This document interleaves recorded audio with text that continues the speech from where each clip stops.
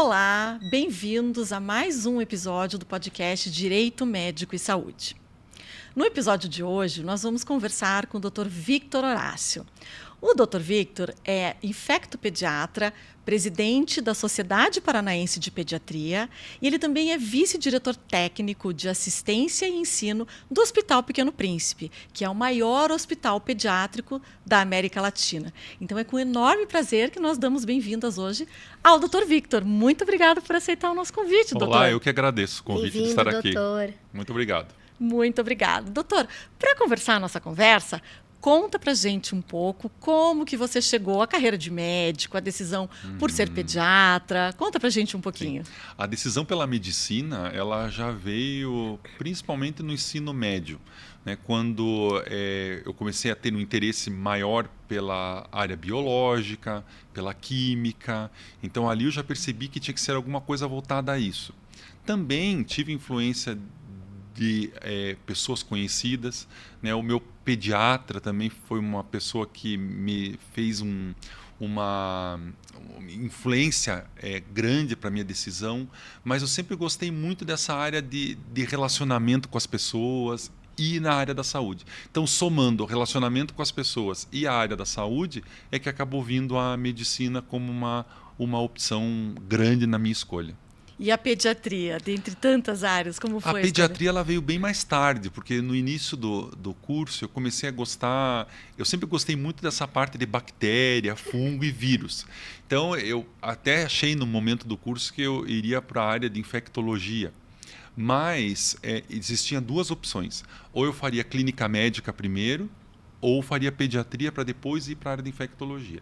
E aí, na faculdade, eu me formei na PUC, a disciplina de pediatria sempre foi uma disciplina muito forte no curso, e é até hoje, né? Então, a gente tende, às vezes, pela faculdade, naquela disciplina que tem um peso importante, excelentes professores, você acaba indo naquela direção muito influenciado por eles. E eu tive grandes professores e tive a disciplina de pediatria muito forte na minha formação. Então, isso teve um peso grande na minha escolha também. E a sua vida acadêmica, na sua vida profissional, sim, quem é a pessoa, o professor, o colega, enfim, que lhe inspira? Então, eu optando pela pediatria, eu fiz a minha formação como pediatra no Hospital Pequeno Príncipe. E o Hospital Pequeno Príncipe ele é um celeiro da formação de pediatras no nosso estado e no Brasil.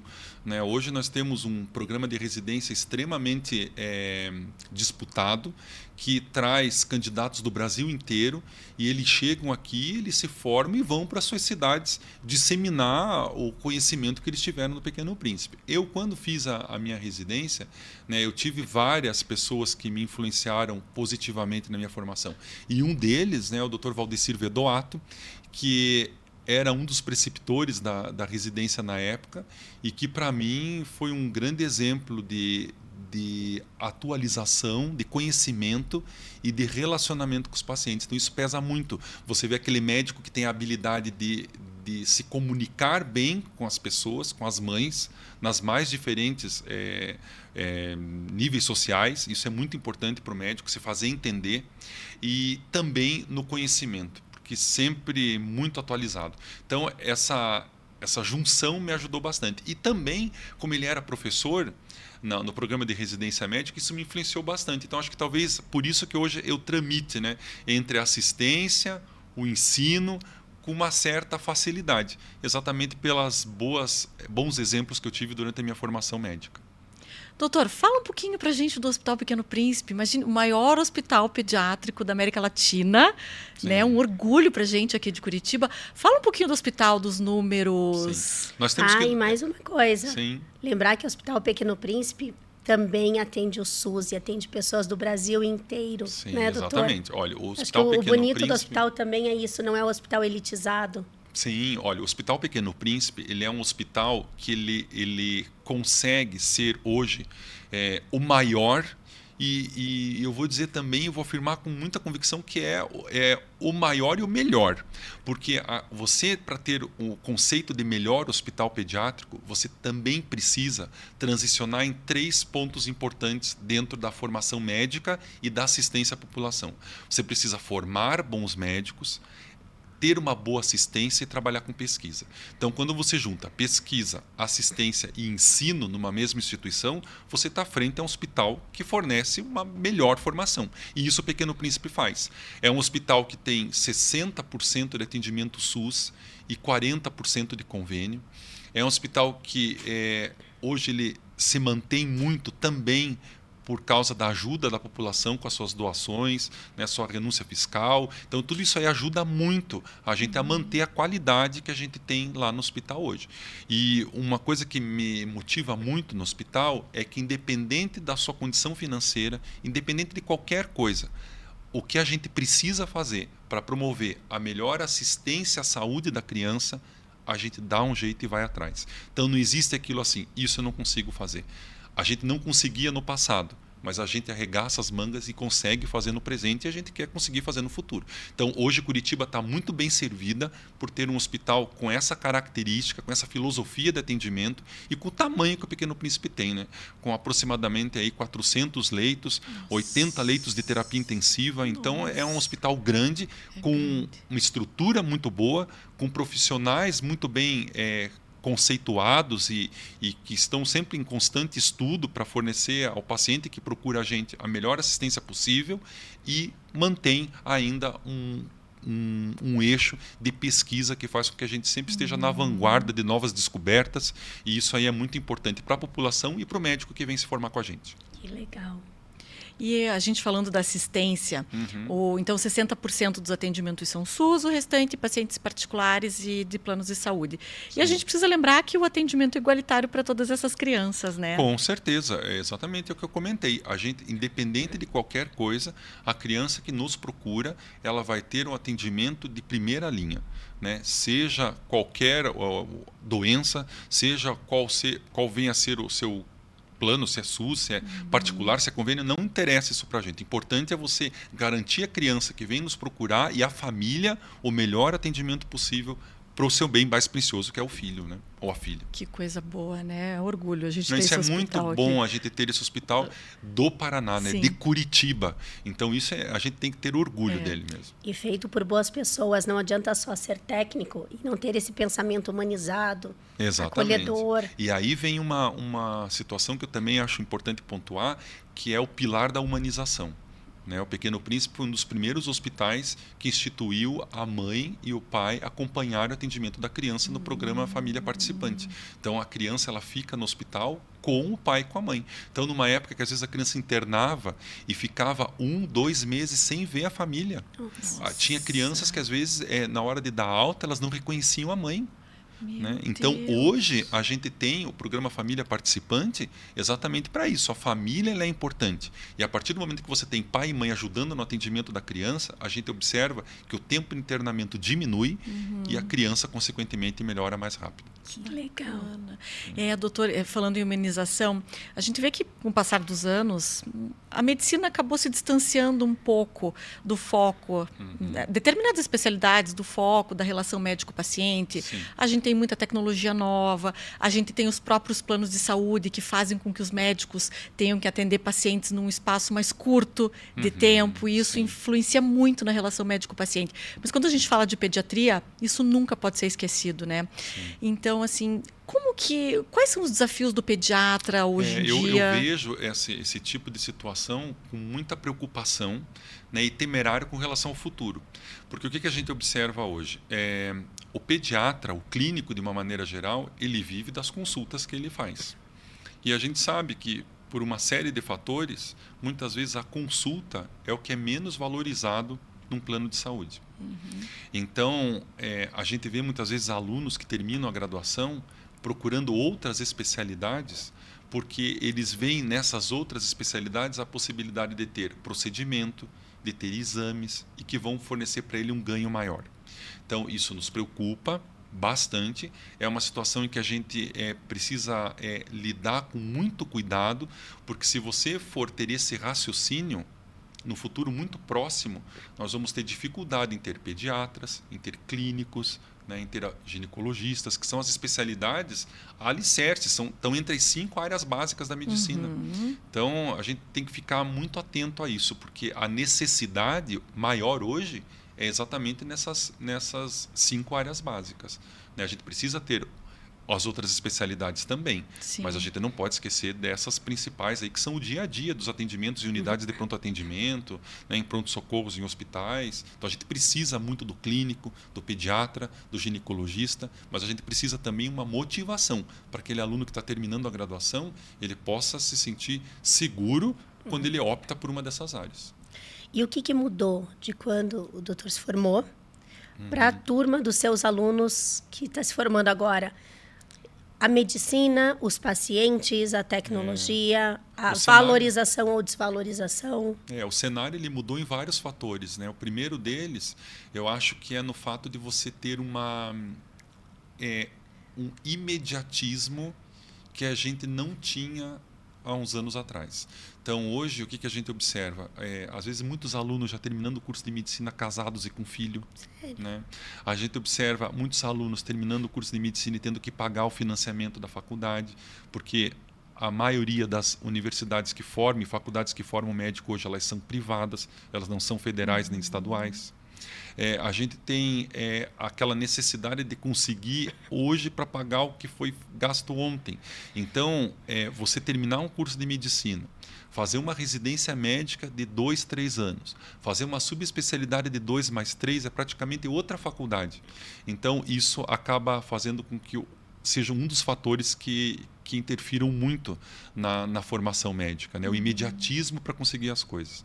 Segundo, a gente vê hoje uma desvalorização cada vez maior do médico em vários fatores, né? A partir do momento que você muitas vezes vê a remuneração cada vez menor para as condições necessárias para bom atendimento médico, a gente começa a comprometer muito o mais precioso que é a relação médico-paciente. Sim. Vou dar um exemplo para vocês. Você hoje, para manter um consultório médico, né, dependendo do convênio que você venha atender, você precisa atender uma média de 12 a 15 pacientes por tarde. Então, se você dividir o horário da tarde para esse atendimento de 12 a 15 pacientes, quanto tempo você usaria para consulta para poder ter um ganho para pagar o financiamento do consultório, a secretária, gasto com escritório, né, condomínio, limpeza. Então, é muito gasto. Então, já teve pesquisas que mostraram que um médico que atende o consultório hoje para planos de saúde, ele trabalha 2 semanas e meia no mês para pagar as contas e o restante é para o consultório. Então, o médico ele é um profissional que dificilmente ele tem um emprego só. Né, ele acaba tendo que ter o consultório, ele trabalha em hospital, ele faz plantão. Sim. E esse ritmo ele também promove um desgaste, né, um cansaço. E quem que acaba mais sofrendo com isso? Pode ser o próprio médico com a sua saúde, né? A gente tem muito médico hoje tendo problemas sérios de saúde aí por excesso de trabalho e, lógico, o paciente, porque às vezes vai ser atendido por um médico que está cansado e, na verdade, o paciente era a última pessoa a ser prejudicada nesse cenário todo. Né? Então, a gente tem um cenário hoje que me preocupa, que é entre o médico que trabalha muito, que procura ter sempre uma boa atualização e o paciente, então entre o médico e o paciente tem um intermediário que está ganhando muito dinheiro e atrapalhando essa relação. Então isso é uma pena, né? Hoje é uma necessidade para a população ter um plano de saúde, exatamente pelos valores altos que a gente tem de exames, internamento, Sim. mas sem dúvida nenhuma é um dos complicadores, na minha opinião. E terceiro, eu acho que seria o fato de você muitas vezes ter uma visão hoje você precisa ter um tempo muito bom para fazer uma anamnese e um bom exame físico. Então, a anamnese e o exame físico ele ainda são instrumentos importantes para você fazer um diagnóstico. E muitas vezes, pelo rápido tempo numa consulta, você acaba optando por exames laboratoriais que encarecem o plano e muitas vezes distanciam você de uma boa conversa com o teu paciente. Então, esses são os fatores que eu acho que mudaram muito da época que eu me formei para o que a gente vê agora. E na área da pediatria, o que a gente percebe, os planos de saúde eles remuneram qualquer consulta médica de qualquer especialidade no mesmo valor. Mas a gente sabe, obviamente, que uma consulta com um pediatra, ela é muito mais demorada do que uma consulta com outras especialidades. Tem outras especialidades com consultas que às vezes precisam realmente de um exame, então não demandam uma anamnese, um exame físico tão profundo. E na pediatria não, né? A gente sabe, já levamos filho. Então, assim, é criança que chora, são consultas demoradas. Você não consegue fazer em 15, meia hora, consultas de 1 hora e o plano de saúde paga o mesmo valor. E sem contar toda a família que vai junto, às vezes, né? Vai mas tirar esse foto, é o detalhe, vai né? uma caravana. Eu sei, eu posso falar que eu pediatria- já fui mãe. Mas depois eu quero fazer uma pergunta. O que é pior para o pediatra? É o WhatsApp, é a mãe ou é a avó? Então, ó, você veja, quando você tem a mãe trazendo a criança para o consultório, é interessante porque o pediatra, ele também é um médico da família. Quantas vezes é na consulta pediátrica que a gente começa a observar o desgaste da relação do pai com a mãe? Né? Uma doença, uma ansiedade na mãe, uma depressão na mãe, né? Um problema financeiro na família que a criança está somatizando. Então, assim, o pediatra também é esse profissional. Então, eu também fico muito preocupado porque a pediatria hoje são 3 anos de formação. Quando você pega e você tem a criança sendo atendida por quem não tem essa formação. Então, também é um fator a mais que nos preocupa bastante enquanto médico que trabalha com criança. Né? Então, a criança está dentro de um cenário familiar. E é interessante porque, às vezes, o pai e a mãe, várias vezes, eles vêm no consultório pedir para que a gente, olha, hoje eu estou com uma dor de garganta, estou com uma dor de ouvido, porque o pediatra, ele cativa, ele vira o médico da família. Então, isso também é um dado que chama bastante atenção e nos deixa bastante felizes, porque a hora que a família permite que você entre nela e auxilie nesse cenário, é porque você ganhou uma confiança. Isso você não consegue em 15 minutos, 20 minutos de consulta. É verdade. Será que existe uma tendência, ou será que isso vai acontecer mesmo, de um retorno, assim, de um médico da família mesmo? Porque a especialidade de medicina da família hoje, a princípio, o médico especialista ele sai preparado para atender a pediatria, para atender o paciente adulto. Ele sai efetivamente preparado, doutor? A ideia do médico da família é exatamente ele ter essa visão um pouco mais macro do cenário, né? Atender o adulto, atender a gestante, atender a criança, atender quadros psiquiátricos que às vezes acabam chegando para ele também. Mas o que é importante a gente frisar? A pediatria ela é uma especialidade médica. Então, a criança, pelo próprio estatuto da criança, ela tem que ter direito a ter um médico para tratar dela. E quem é esse médico? Esse médico é o pediatra. É o profissional que fez 3 anos de residência em pediatria e depois que terminou ainda foi fazer mais 2 ou 3 em uma subespecialidade. Então, não desmerecendo a medicina da família, mas é óbvio que uma pessoa que se dedicou 3 a 6 anos para atender só criança, ele está muito mais bem preparado do que quem fez 2 anos para atender num cenário geral pai, mãe e criança. Agora, vem aí a situação da política pública. Né? Existem profissionais para atender toda essa demanda, exatamente por alguns dados estatísticos mostrarem que não tem, é que você acaba levando esses outros profissionais para poder atender e não deixar a população desassistida de um médico para atendê-la. Sim. Mas eu insisto, né, até como presidente da Sociedade de Pediatria, o médico que apto para atender criança é o pediatra e ponto. E, doutor, você percebe uma diminuição do interesse dos alunos em fazer pediatria? O número de pediatras está diminuindo, se mantém estável? Olha, a gente já teve um cenário um pouco mais preocupante há uns anos atrás, quando a procura por alguns serviços de residência em pediatria tinha diminuído. Hoje a gente observa que a procura voltou. Que bom. Então a gente volta a ter médicos pediatras. A própria Sociedade Brasileira de Pediatria, quando ela aumentou o número de anos, né, o tempo da residência de pediatria para 3 anos, era porque a pediatria ela cresceu num tamanho que hoje o pediatra ele precisa de mais tempo para se formar. Hoje, as crianças que morriam há 5, 10 anos atrás, hoje, pela uma série de descobertas na medicina, novos medicamentos, novas formas de fazer diagnóstico, você consegue fazer o diagnóstico precoce e dar uma boa qualidade de vida para ela. Então, essas crianças elas estão sobrevivendo e a gente precisa ter um médico atento a isso. Então, dá um exemplo, o paciente autista, por exemplo. Hoje, quantas crianças têm o diagnóstico de autismo? Será que toda criança autista ela precisa ir para um neurologista para se fazer o diagnóstico de autismo? O pediatra ele pode fazer esse diagnóstico também. Então, esse aumento de tempo de 3 anos, num primeiro momento, afastou muitas pessoas de se formar como pediatra. Mas hoje a gente observa já que não. Então, nós temos muitas pessoas procurando a pediatria exatamente com o intuito de atender criança, de ter essa proximidade maior com a família e se sentir um pouco mais presente dentro do ambiente familiar. Que bom, que bom. E, doutor, o que é mais complicado hoje em dia? Ter que fornecer o WhatsApp para ser considerado um bom pediatra, porque isso a gente já viu várias vezes. Eu quero indicação de um pediatra bom, mas bom que dá o WhatsApp.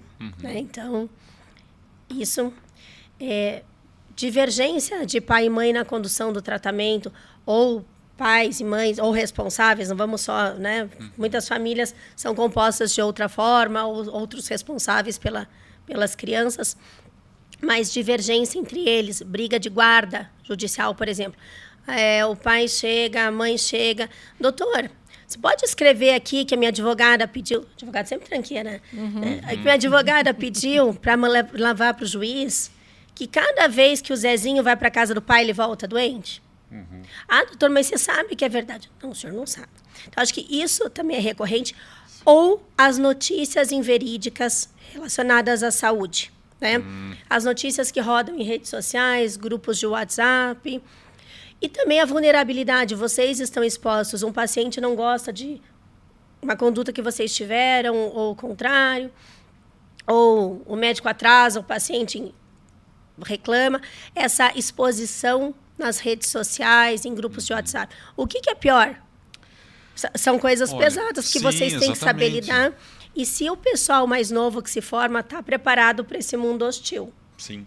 Olha, quando você fala em tudo isso, você está lidando com facilitadores e complicadores. Então, por exemplo, hoje a gente sabe que a comunicação com o paciente ela é muito diferente. O paciente tem muito mais acesso hoje. Né? E o WhatsApp é uma das formas.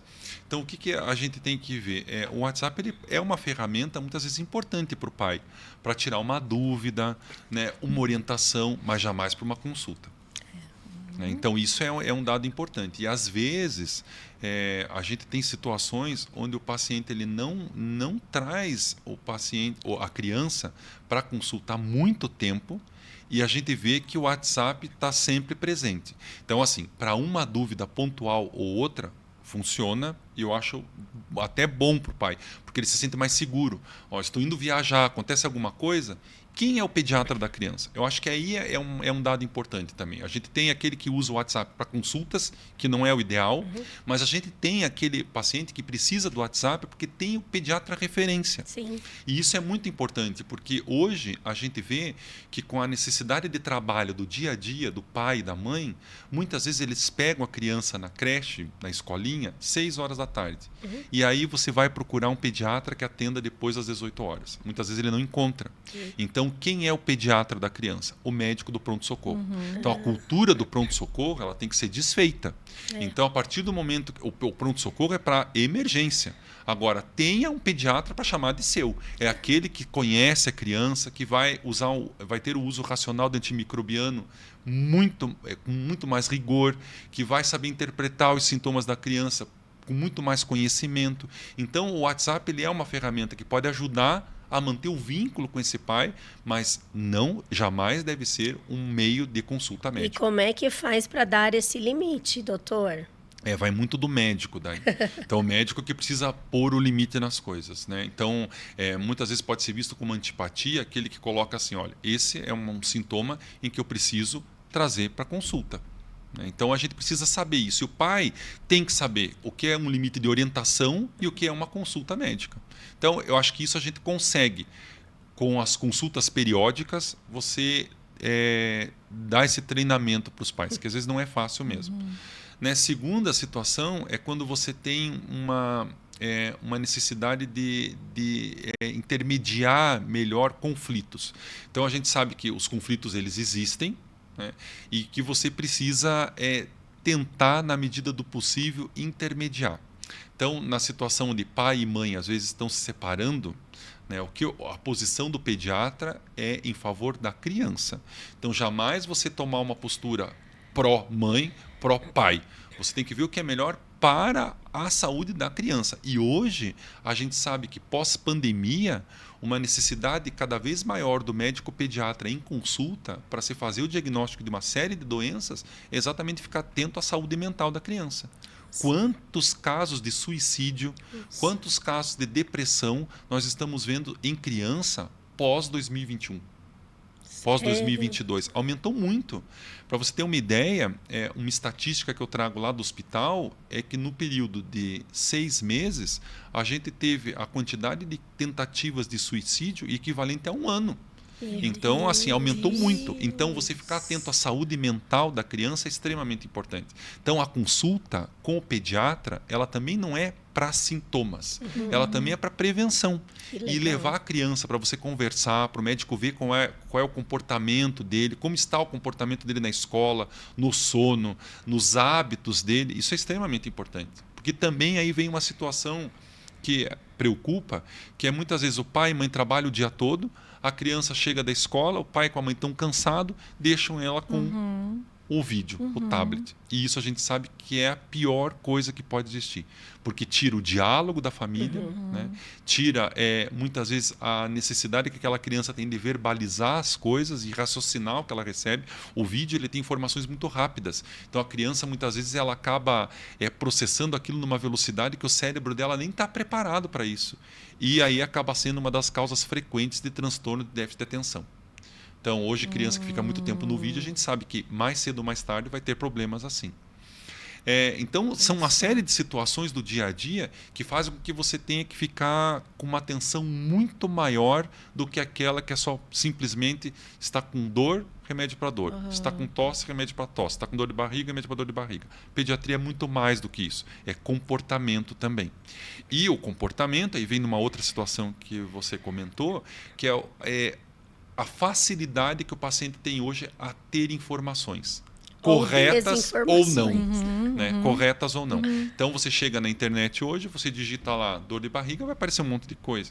Né? Você fala de vacina, então, olha, é uma situação aberrante. Né? Porque, politizando ou não, né? A gente sabe que hoje as vacinas elas acabaram sendo um motivo também de discórdia entre pai e mãe, também de desavença em grupos de família, né? E quando a gente tem aí a criança como sendo a grande prejudicada nesse cenário todo, porque informações aparecem a cada dia. E a informação ela chega na internet sem muito filtro do que é cientificamente correto. Então, cabe também ao pediatra na consulta, veja quanta coisa a gente traz para a consulta pediátrica, né?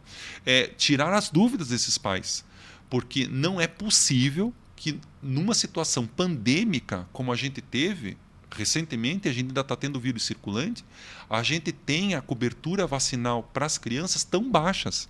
Olha, criança com menos de 8 anos, se nós formos ver a cobertura vacinal para a Covid-19, o estado que mais tem cobertura no Brasil é o estado do Piauí, com 30% de cobertura. Somente 30%. Nossa. Então, isso é um absurdo. Isso mostra como a gente está deixando a criança vulnerável, né, a uma doença grave, como é a Covid-19, porque eu não lembro de nenhuma doença, de nenhuma vacina que seja feita para doença que não mata. Todas as vacinas elas são para prevenir óbito, e a gente está tendo aí a Covid-19 como uma das vacinas. Né? Porque Curitiba, ainda a gente tem que dar os parabéns, que é uma cidade que tem aí 85% de cobertura vacinal. Quando, para a gente evitar o retorno de sarampo, o retorno de varicela, o retorno da pólio, a gente teria que estar acima de 92%, 93% de cobertura. Então, imagine nesse cenário todo, a gente está voltando com poliomielite, que é uma doença que, quando eu nasci, eu vi aquelas sequelas. Né? Pessoas que não andavam mais, que estavam mutiladas, e eu não gostaria de ver isso de novo. E, infelizmente, essa geração mais nova não viu essas doenças. Então, talvez esse seja um fator ainda que contribua mais essa aberração que é a política do antivacinismo. E o senhor acha que isso... O senhor vê na prática um aumento desse movimento antivacina? Não, olha, é impressionante. Esses dias eu fui dar uma aula num congresso e eu citei que numa visita numa enfermaria, né, com 10 leitos de pediatria, eu questionei as 10 mães que estavam internadas sobre, por exemplo, a vacina do Covid e do influenza, né, que são 2 vírus que circulam e tem quadros graves referentes a eles. Nenhuma tinha vacinado. Sério? E no questionamento do por que não, o que mais a gente recebe é o fato de, né, a vacina foi feita muito rápida, quando na verdade não foi, né? A vacina de RNA mensageiro, ela tem mais de 10 anos de pesquisa. Então, essa história de que foi feita muito rápida pela indústria farmacêutica também não é verídica. E aí, se você vai na internet, você tem informações para todos os gostos. Certo. Aquele que diz que a vacina foi feita ontem, aquele que diz que a vacina foi feita há 10 anos atrás, e aí cabe àquela pessoa mais esclarecida e ter acesso à informação, filtrar, né, o que realmente é correto e o que não é. Como nem todos são médicos e nem profissionais da área da saúde, quem consegue filtrar isso é o profissional que atende a criança, é o médico que atende o pai ou a mãe, que tem a obrigação de tirar essas dúvidas e desmistificar as mentiras que aparecem. Eu acho que a gente tem que acreditar na autoridade sanitária. A nossa Anvisa é uma agência reguladora séria. Sim. Então, se foi permitido, e eu sou super pró-vacina, eu participei do estudo clínico da Janssen. Eu tomei placebo primeiro, me arrisquei, não fui imunizada e depois recebi a dose. E foi, eu vou te dizer, emocionante participar, entender como é que funciona o estudo clínico. A gente, na nossa advocacia, a gente pesquisa muito medicina baseada em evidência para entender por que está na bula, por que não está, tem indicação para essa doença, não tem. Então, participar do estudo clínico foi uma emoção, foi entender e ver pessoas que estavam comigo. Uma das pessoas que participou junto comigo foi o Dr. Tony, infecto do hospital do HC. E falei, gente, ele está aqui, ele que é o doutor disso, quem entende disso está aqui. Então, a gente não tem que ter medo, né? Sim. A gente não tem que ter medo. Mas me preocupa muito.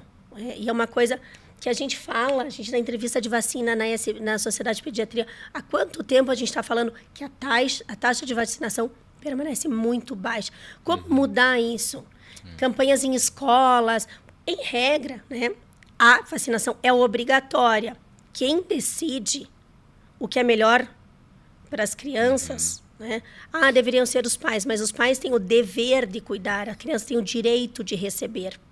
Pode ser um pouco polêmico o que eu vou dizer, mas assim, a criança tem o direito de receber aquela vacina. E não são convicções pessoais dos pais que vão impedir um ato de amor e um ato de cuidado. Então, muito se questiona, se a escola pode exigir o comprovante de matrícula? Eu entendo que sim. A escola pode informar conselho tutelar ou Ministério Público se essa criança está sendo privada? Eu entendo que sim. Podem chover críticas, mas estou sendo bem legalista. A lei determina, a criança tem o direito de receber as vacinas obrigatórias pelo calendário vacinal. Então, a gente tem que acreditar na ciência do Ministério da Saúde, da Anvisa, e que essas crianças possam receber essa vacinação. Sim.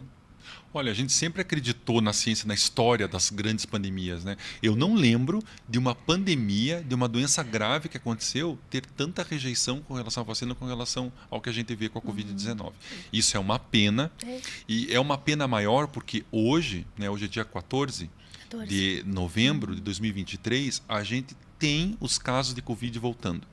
E tendo os casos de Covid voltando, me preocupa muito a gravidade com que alguns quadros eu tenho visto. A gente teve recentemente uma paciente adolescente internando com um quadro de pneumonia pela Covid-19 que há muito tempo eu não via. Sério? Não vacinada.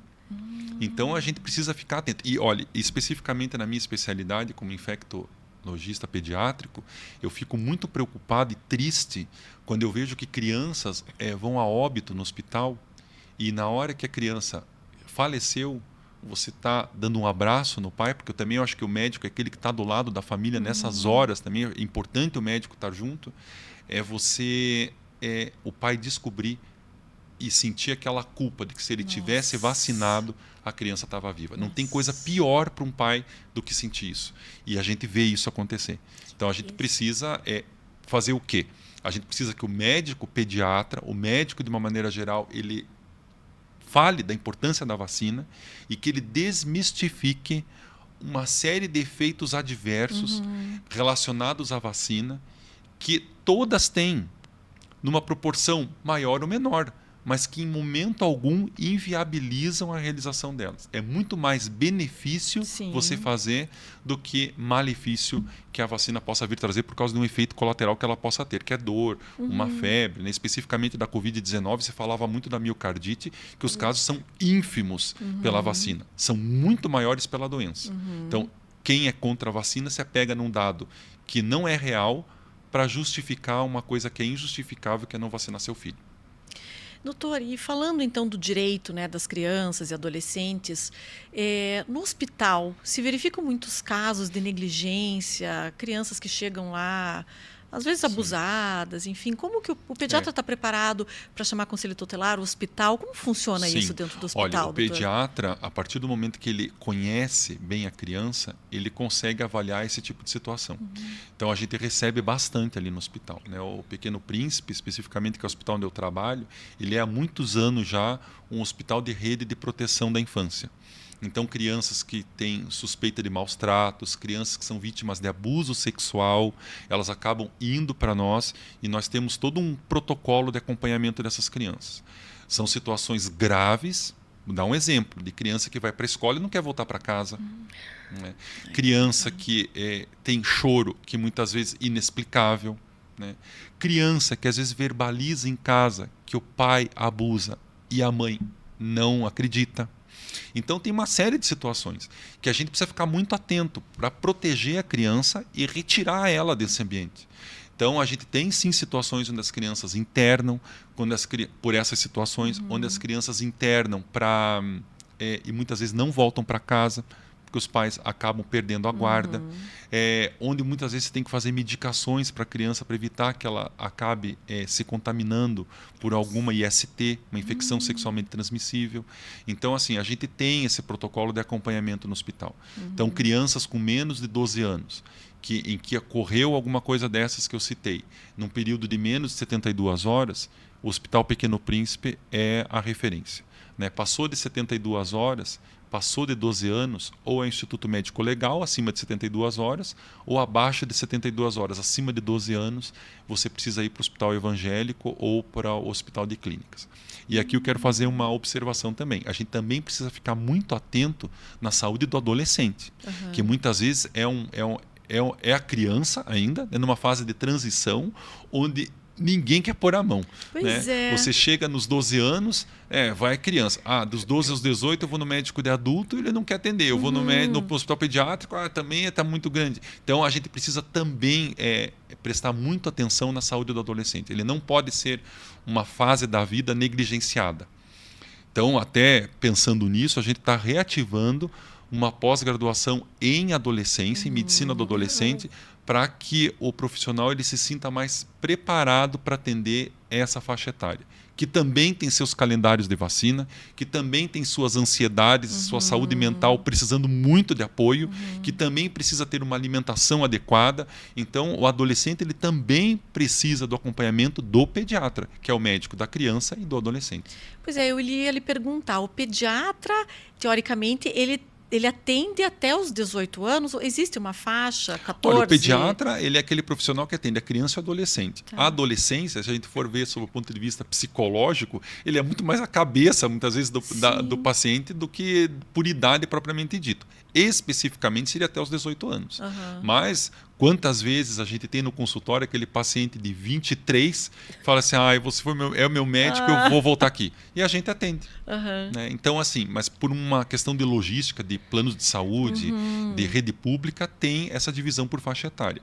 Mas o adolescente ele não pode ser negligenciado com relação ao atendimento. É o pediatra, o profissional que o atende também.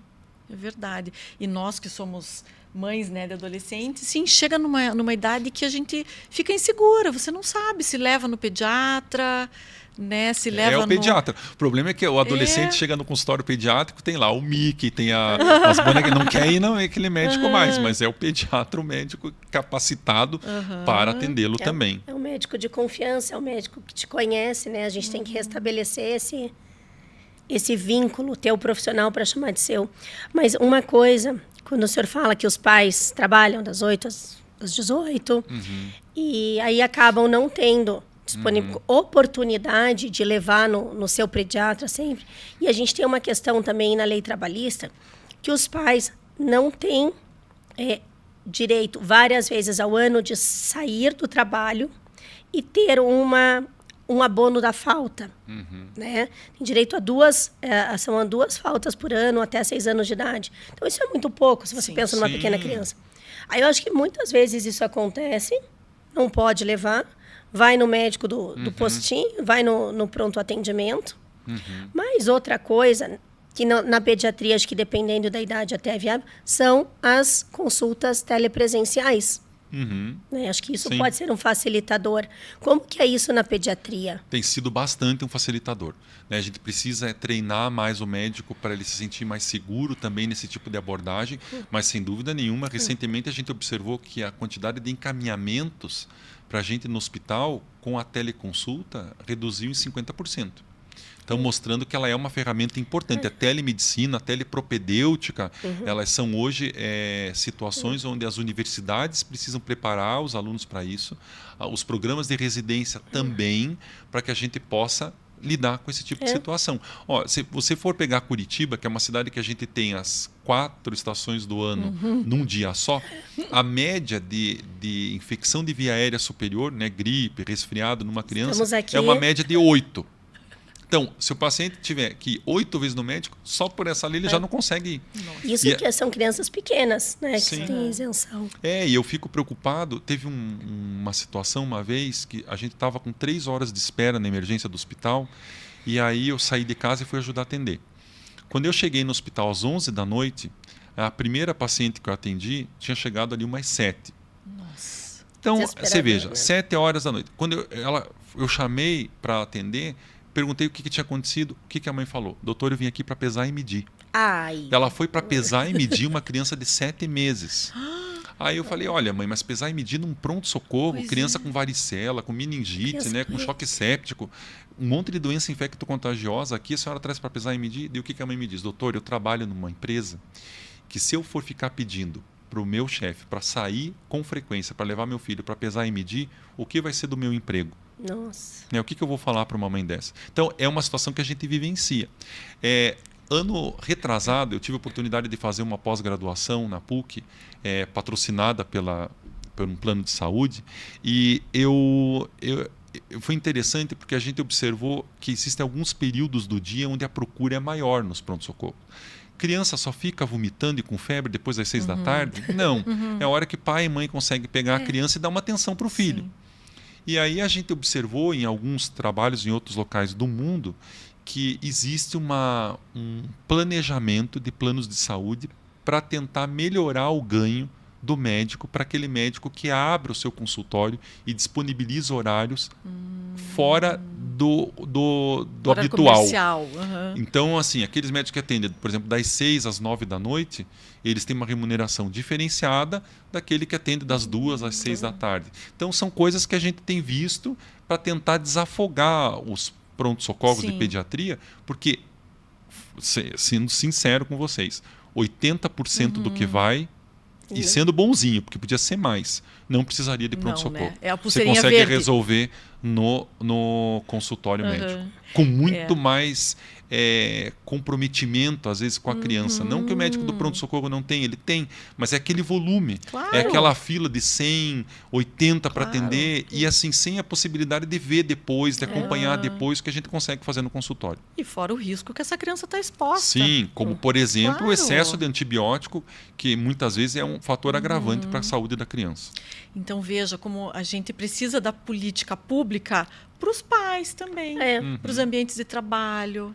Sim, com Senão, certeza. não adianta disponibilizar o atendimento para a criança, eu fazer programas, fazer campanhas, se a mãe tem medo de pedir né, para o seu chefe uma vez por mês, pelo menos durante a puericultura, depois da licença maternidade, para fazer algo tão essencial, que é o acompanhamento, né, do crescimento desse bebê. Veja Exatamente. só como a gente precisa. Tem que ser conversado, né? O diálogo tem que ser um pouco mais humanizado. Maior, né? Ou os consultórios abrirem os sábados.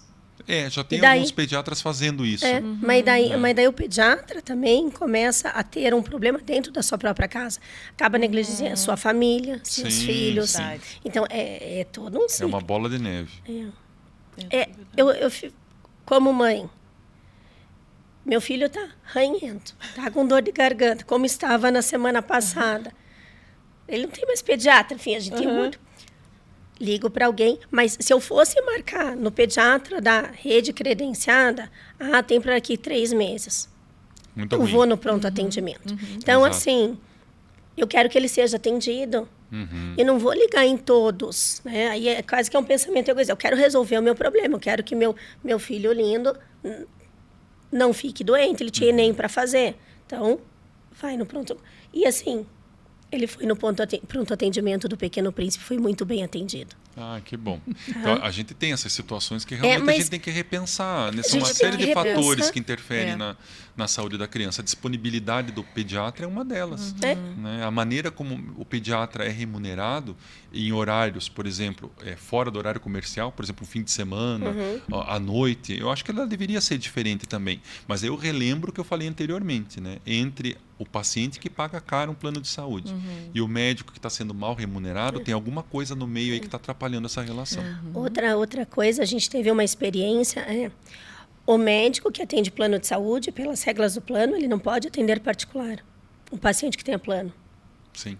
Então, a orientação que a gente dá, médico, estabeleça um horário para atendimento do plano de saúde A, do plano de saúde B, respeite essas regras e tenha um horário pré-fixado de pacientes particulares. Porque daí quando eu ligar no seu consultório, mesmo tendo plano, eu vou falar assim, não, eu vou fazer o atendimento particular, o ônus é meu. Mas desde que você informe isso formalmente ao plano de saúde. Meus horários de atendimento do plano A são segunda, quarta e sexta até às 17 horas. Essa é uma saída lícita, Sim. tá? Que o médico não vai estar infringindo as regras, seja da cooperativa, seja da operadora, e vai permitir que o paciente dele, tendo o plano, consiga a consulta. Né? Vai tentar agora ligar para qualquer médico. Tem consulta para hoje? Não tenho. O que a gente faz? Sim. Né? Isso é uma situação que preocupa bastante porque acaba jogando a criança, né, dentro de um pronto-socorro com um médico que não conhece o histórico dela e muitas vezes pesando a mão ou não fazendo o diagnóstico correto por causa da situação do pronto-socorro, por causa de não ter o prontuário histórico da criança. Então, assim, o pronto-socorro, eu insisto, ele é para situações pontuais. Ele não pode ser uma rotina do pai e da mãe para o acompanhamento do seu filho. Isso quando a mãe não reclama que saiu de lá sem receita, né? A mãe adora uma receita de antibiótico. O meu não teve receita, foi muito bem medicado, não teve antibiótico. A gente sabe que a mão pesada no antibiótico ela tem sido um problema. E aí tem uma situação muito também da medicina defensiva. Porque como o médico ele não vai ter acesso ao retorno dessa criança, muitas vezes ele acaba pesando a mão no receituário para evitar uma complicação para frente, porque ele também não vai acompanhar. Então, isso é uma situação que a gente vivencia em pronto-socorro e que tem sido um problema. Pois é, doutor, acho que como que está a situação do pediatra, pelo menos o que vocês acompanham no hospital, em relação a essa demanda crescente por alegações de erro médico, né? Essa judicialização exacerbada, né? Os pacientes insatisfeitos com resultados, né? Que a gente fala, não são nem processos de erro médico, são insatisfações de resultado. Na grande maioria das vezes, depois de um processo judicial, se constata que não houve erro, na verdade. O pediatra está sofrendo muito com isso hoje? Das especialidades médicas, não é a pediatria a mais afetada com isso. Porém, a gente sabe que a partir do momento que você não tem um bom vínculo com a família, isso é sempre um fator de risco. Então, você ter aquele médico que constantemente está acompanhando a criança, que está sempre dando atenção às queixas que porventura possam ter, né, que acompanha a criança regularmente, muito difícil esse médico receber um processo. Até porque a família ela percebe a dedicação que você está tendo frente à criança. O problema é quando você não conhece o profissional, leva a sua criança lá, por uma situação... N situações, N causas, você acaba tendo um insucesso no diagnóstico e no tratamento para esse desconhecido que apareceu para tentar tratar o teu filho e não teve êxito, esse vai ser processado. Então, é uma situação muito delicada e que a partir do momento que você para de ter aquele profissional teu de confiança, de acompanhamento, essas situações acabam acontecendo mais. Então, eu vejo com muita preocupação isso, porque também é uma tendência hoje desses médicos que terminam a residência de pediatria não fazerem consultório. Não querem um vínculo maior com o paciente. Não quer responder o WhatsApp. E aí, eles querem o sábado e o domingo livres, trabalhar de segunda a sexta em horário comercial, e que a gente sabe que para pediatria isso não funciona. Então, tem muitos profissionais que acabam tendo essa postura em início de carreira. E isso é perigoso, porque o trabalho deles se concentra exatamente nesses atendimentos de 24 horas. E aí é um problema. Culpo eles por isso? É muito relativo avaliar, porque a gente sabe que vem família, precisa ter o sábado e o domingo. Com o tempo, você cansa e você tem que ter um período para descanso. E você sabe que a pediatria ela não tem horário. Então, o paciente te liga, você responde, ele precisa ter aquele médico para tirar aquela dúvida, por exemplo, de noite. Isso acontece, é muito frequente. Então, a gente fica muito preocupado com essa medicina sem muito comprometimento com o paciente, porque não ter o comprometimento abre muito espaço para esse tipo de situação de processo, por exemplo. Sem dúvida. Agora, aquele médico que opta pela pediatria, ele tem que estar preparado para essa disponibilidade, né? Então, precisa. É uma pena que tenham alguns que não saem, né, com essa dedicação. Eu sempre digo que o pediatra é médico por amor.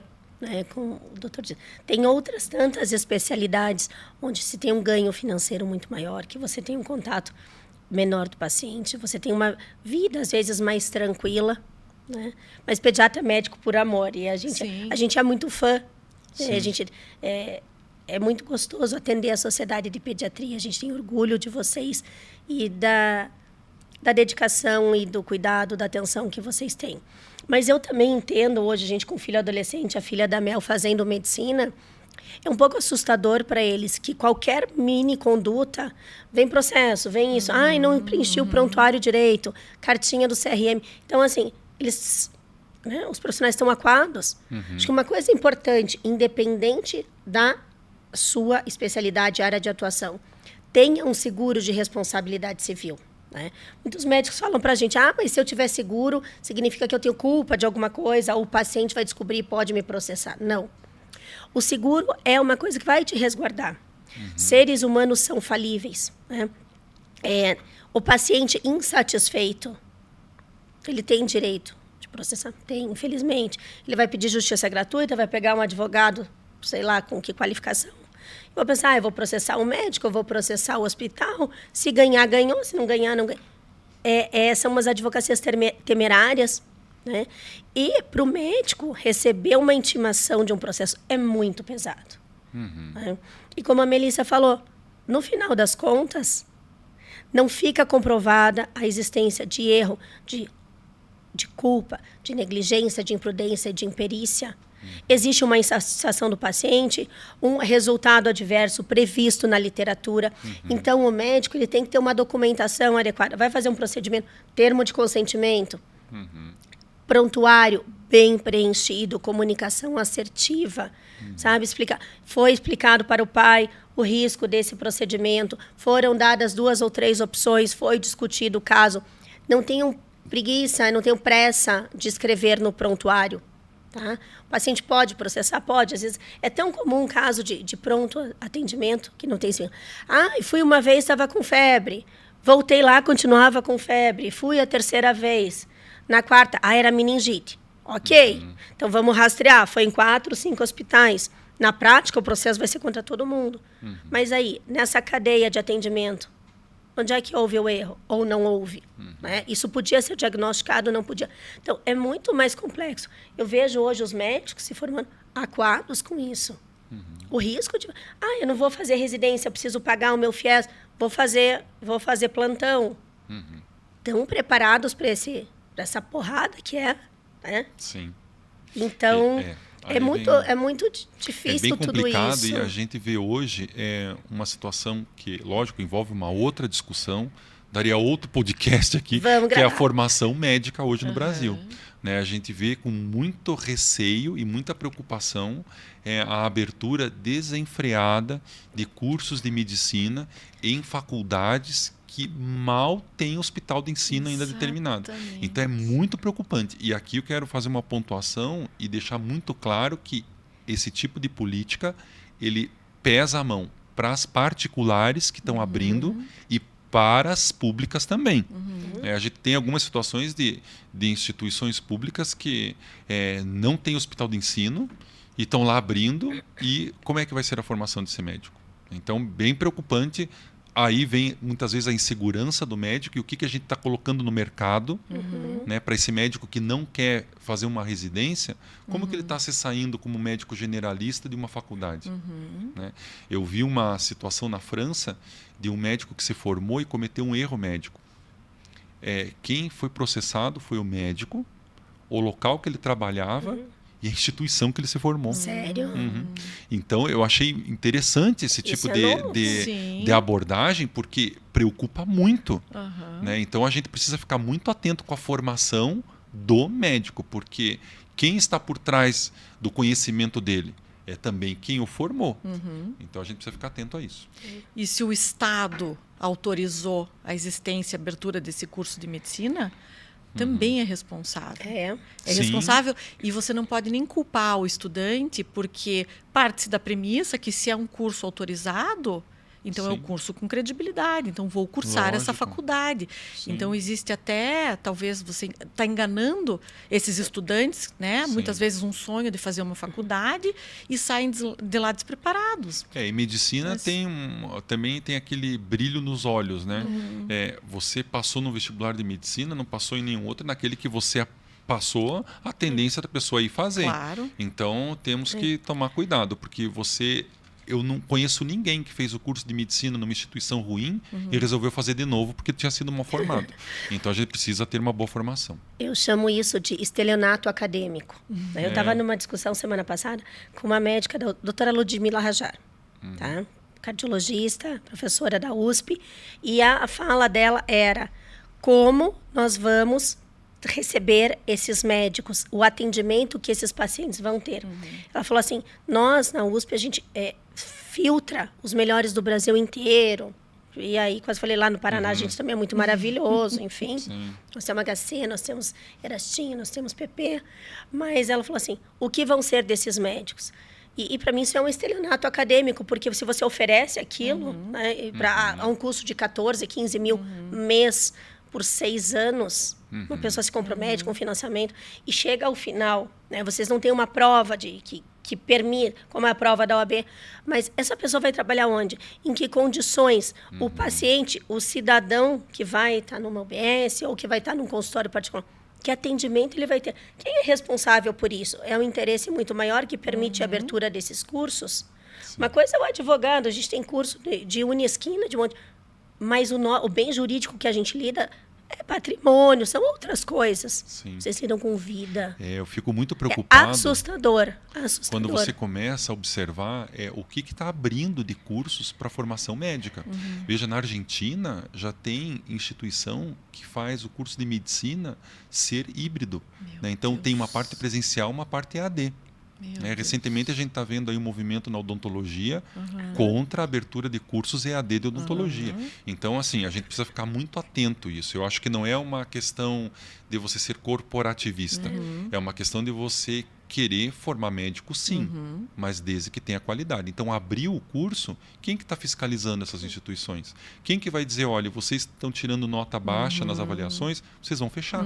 Então, acho que precisa. Abre com a mesma facilidade, mas também fecha com a mesma facilidade. E daí fecha, e esse aluno que investiu tudo isso. Por isso que eu digo, é irresponsável. Sim. É irresponsável. Mas vamos ver as cenas dos próximos são capítulos. Muitos desafios, eu acho, que a gente precisa enfrentar ainda. O Brasil, sim, precisa de mais médicos sempre, né? Nem todos querem atuar em todos os cantos do país, mas não adianta a gente entregar qualquer tipo de profissional. Não, isso não pode jamais. Não pode, porque eu acabo prejudicando. É uma promessa que não vai ser cumprida e tô lidando com a vida. Exatamente, Não adianta. com certeza. É muito sério isso. Muitos desafios e muito boa conversa, doutor. Nossa, olha como passou. Estouramos.